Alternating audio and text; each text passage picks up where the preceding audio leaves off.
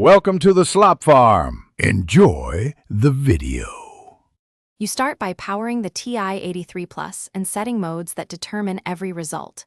Press on, then mode, choose degree or radian depending on your work, set float digits for precision, and pick normal or scientific display.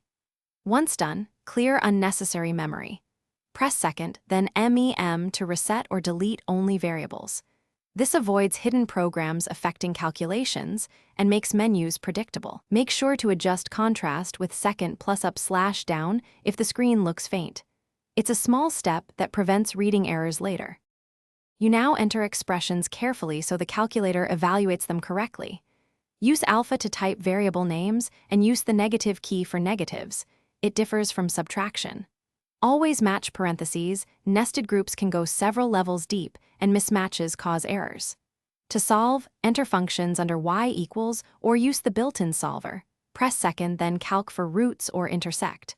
Once done, store values with SDO into variables for reuse, and recall them from vars to keep calculations consistent and fast. You finish by graphing and checking results visually and numerically. Enter y equals equations, then press graph.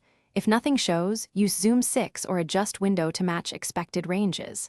For data, open stat then edit to enter lists, and run stat calc for regressions or summary statistics.